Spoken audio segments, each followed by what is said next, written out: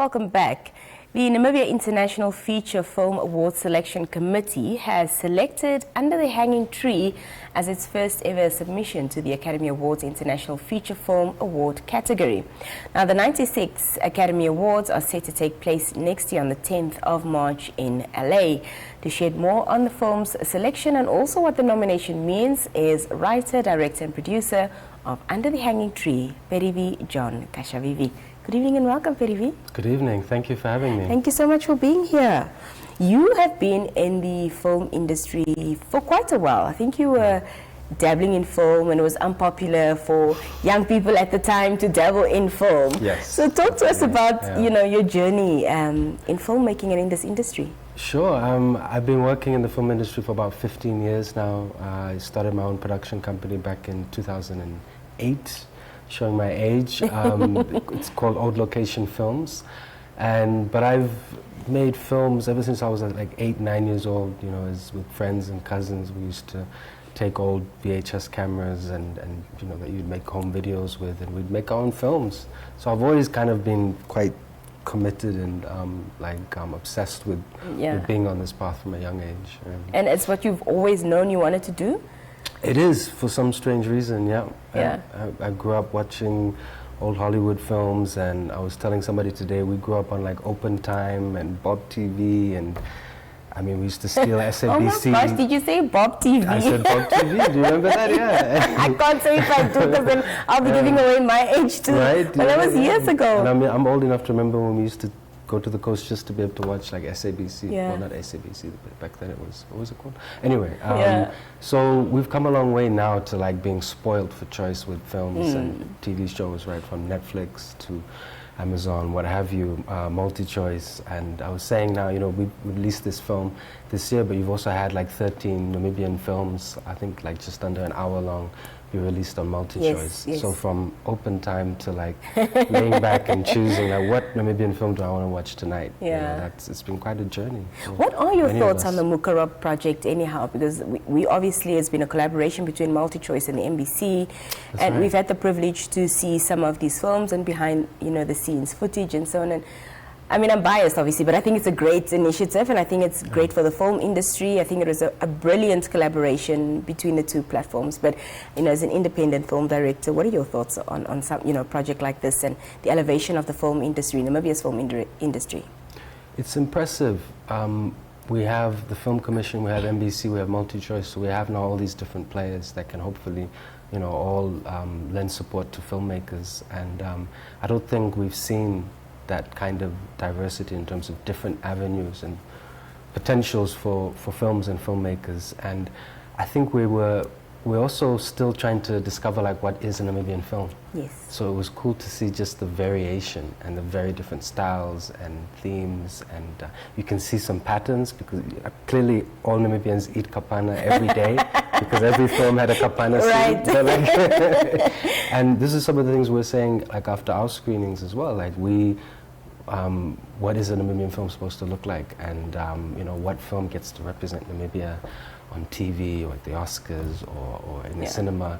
And I think it's quite cool to think of these 33 years or so, right, as really us still playing and exploring and trying to figure out how do we create sustainable funding models from TV, from NBC, from the Film Commission, from the private sector. How do we create a space for incentives and rebates in Namibia to attract more film productions? All these questions we're still wrestling with. And then what's the Namibian style?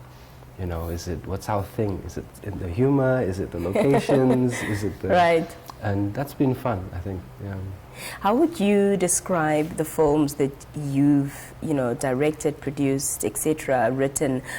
Would you say that they're authentic Namibian storytelling? I'd like to think so, because they, made by Namibians, they star Namibians. We made it a point in Under the Hanging Tree to use local languages.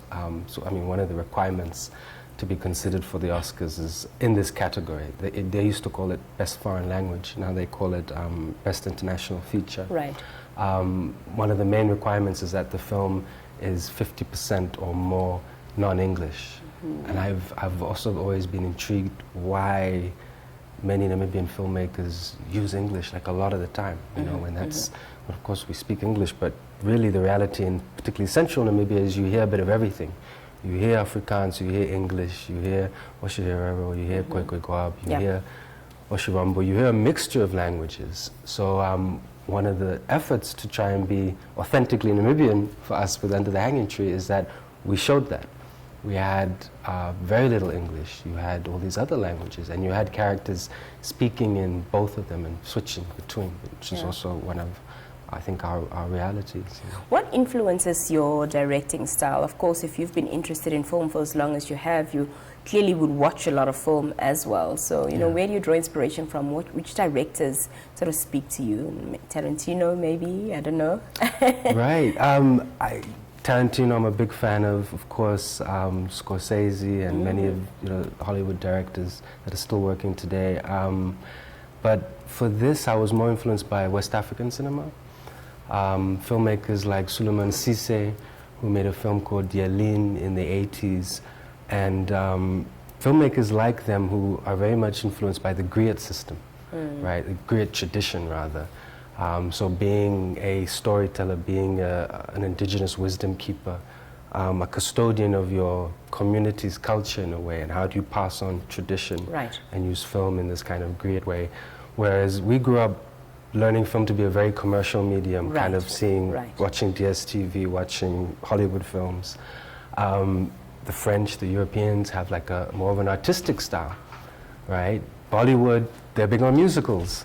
So there are these very sort of different traditions in filmmaking we've seen, and one that people are not aware of is this griot tradition, and something that is referred to as the return to the source genre, which is a type of African film where in some sort of way in the story the characters return to some sort of pre-colonial tradition or way as a solution to contemporary problems. So our film does something similar in the way it explores Herero tradition, mythology, mysticism, as things get very creepy and very weird as the characters uncover the secrets of the past, so to speak. Not giving everything away, I'm really interested in your view, because I think a viewer's perspective and a director's perspective of the very same movie can be very different, especially if you're the director of that film. So tell us about, your view on Under the Hanging Tree and what the film is about, and the message that it is that you obviously wanted to get across with this movie. Under the Hanging Tree is a supernatural noir. So it's got these sort of supernatural and sort of eerie, horror-esque moments and things about it, but it's also a kind of straightforward crime drama noir following a police detective named Christina, played by the incomparable Gurley Jalama. And she is sent to a small rural town in Namibia to investigate what initially just looks like a series of animal sacrifices and missing livestock and like weird stuff like that. But as she starts to explore and uncover what's going on, it becomes clear that there's something much darker happening, and a German farmer goes missing and is later found hung, and she begins to realize that what's happening, these crimes are basically inspired by some of our dark colonial history. And we play with this idea also with Herero mythology that, over Herero, we believe that we were born out of this tree, the Omomborombonga tree, but it's also the tree that many people were hung on during the war. So how does this symbol, this tree in our landscape, be something that is both birth, death, it's creation, but it's also like death and destruction? So she learns about her culture. She goes on this journey, Christina, our detective, not just solving the crime and not just exploring colonial history, but learning about us, learning about her culture as well as a solution to solving the crime. Sounds interesting. Of course, Gurley plays the lead, but who are some of the supporting actors and actresses on this? So the film also stars Davy Engelbrecht, Roya Deal, and the late, great David Njavera, who sadly passed away while we were filming during production. But we're very proud and honored with what he left us with and what he did with this last film. I didn't know that this was his last film. That's incredible. Yeah, sadly. That's amazing. Were there any challenges that you encountered, during production, as they usually are? Tell us about COVID. Oh wow. COVID was a challenge. Many people got sick on set. You know, we'd had to deal with shooting. We were shooting in winter, and if you remember, we had a curfew. So it was, who wants to remember, right? It was quite a challenge, driving, rushing back. So trying to shoot these night scenes in the small sort of hour that you would get once the sun goes down at, say, 6 until about 7. But then by 7:30 we had to race back because we had, I think, was it an 8 o'clock curfew? I think we might have had. Yeah. That was very challenging. Yeah, just shooting under the pressures of COVID. I think it was the most difficult thing. Yeah. This is the first time that a Namibian film has been nominated, you know, at the Oscars, and of course it's quite exciting. And we'll delve into the levels that you explained to me earlier and what the process from here on out is. But I want to know what you believe is, you know, what about this film that stands out that actually got it this far and got it nominated and got it noticed in the first place? Well, I would like to think that it's an important film, that it deals with some very important issues, national issues, historical issues. But I hope we did something that was also fresh and a bit different in terms of our style, the style of the film. We really focused on not just telling a story and a narrative, but really trying to get under the skin of the audience with the look, the sound designs, really meant to sort of create an eerie impression and get under your skin. But I think the committee also probably took into account there probably that weren't that many films as well this year. I'm not sure. But we've also just, I think to my knowledge, the committee's also only been around for 2 years. So it's only recently that we've sort of gotten organized as a society and our film commission and the film industry to really be in a position to submit as well. This is still a very new thing for us as a country. Well, we obviously wish you all the best, and I hope before next year March comes and you're actually nominated in the top 5 international category, that we get to see the film locally as well and get Namibians to go out and support you know, the film too. Thank you so much for your time this evening here, Parivi. That's all the time we have. But before we go, we're going to actually watch the trailer to Under the Hanging Tree. Let's take a look. Okay.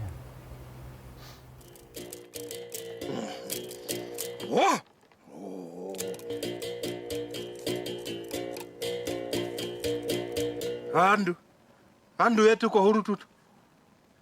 Amunjidu. Ko huru tutu kumaya. Ya. Alikane. Tuwanekere. Waneka o mayuru aehe. O mayuru aehe. O shapu ya memwa. Tukotorere o mpepo do bati vetu. Ya. Matu de hepa. O mpepo do bati vetu. Momunu. Cha! Bua! Bua! Ha!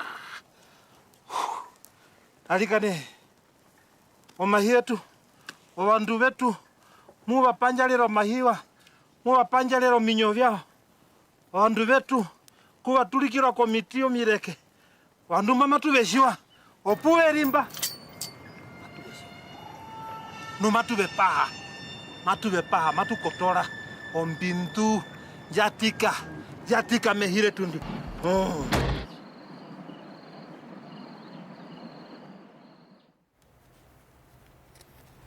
Well, there you have it. On that note, that wraps up today's edition of the Daily Roundup with Nina. We're back again same time tomorrow.